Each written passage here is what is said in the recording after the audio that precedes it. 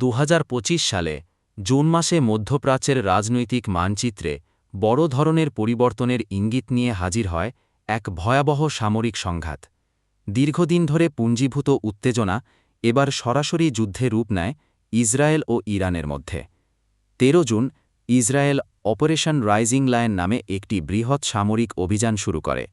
এতে শতাধিক যুদ্ধবিমান, ড্রোন ও ক্ষেপণাস্ত্র ব্যবহার করে ইরানের গুরুত্বপূর্ণ পারমাণবিক গবেষণা কেন্দ্র, সামরিক ঘাঁটি এবং কমান্ড সেন্টারে হামলা চালানো হয়।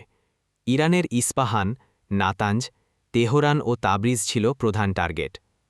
এই হামলায় ইরানের বিপ্লবী গার্ড বাহিনী অর্থাৎ আইআরজিসির বেশ কয়েকজন শীর্ষ সামরিক কর্মকর্তা নিহত হন। ইরানও চুপ করে থাকেনি। অপারেশন ট্রু প্রমিস 3 নাম দিয়ে তারা পাল্টা আক্রমণ শুরু করে। ইসরায়েলের দিকে প্রায় 150টি ব্যালিস্টিক ক্ষেপণাস্ত্র এবং 100টির বেশি ড্রোন ছোড়া হয়। হামলা হয় তেলাবিব, হাইফা ও দক্ষিণ ইসরায়েলের সামরিক ঘাঁটিতে। এতে ইসরায়েলে অন্তত 22 জন নিহত এবং বহু মানুষ আহত হন। দেশের বিভিন্ন এলাকায় সাইরেন বেজে ওঠে এবং নাগরিকরা আশ্রয়কেন্দ্রে সরে যেতে বাধ্য হন। ইরানে যুদ্ধের প্রভাবে বড় শহরগুলোতে বিদ্যুৎ বিচ্ছিন্নতা, পানি সংকট আর ইন্টারনেট বন্ধ হয়ে গেছে।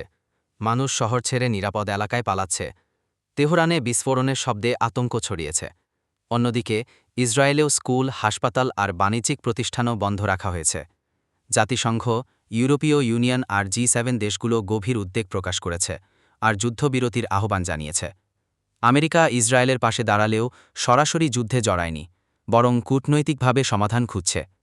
চীন, রাশিয়া আর তুরস্ক নিজেদের স্বার্থ অনুযায়ী প্রতিক্রিয়া জানাচ্ছে। হরমুজ প্রণালীর অস্থিরতার কারণে বিশ্ববাজারে তেলের দাম বাড়ছে আর শেয়ার বাজারেও অস্থিরতা দেখা দিয়েছে। বিশ্লেষকরা বলছেন যে এই সংঘাত দীর্ঘস্থায়ী হলে তা শুধু ইরান আর ইসরায়েল নয়, বরং পুরো মধ্যপ্রাচ্য আর বিশ্বব্যাপী অর্থনীতি ও নিরাপত্তায় বড় প্রভাব ফেলবে। এখন যুদ্ধ বন্ধ করার চেষ্টা চলছে, কিন্তু কেউই এখনও পুরোপুরি পিছু হটেনি। এই মুহূর্তে ইসরায়েল-ইরান পরিস্থিতি শুধু সামরিক উত্তেজনা নয়, বরং মানবিক, রাজনৈতিক আর অর্থনৈতিকভাবে একটি বৈশ্বিক সংকটে পরিণত হয়েছে।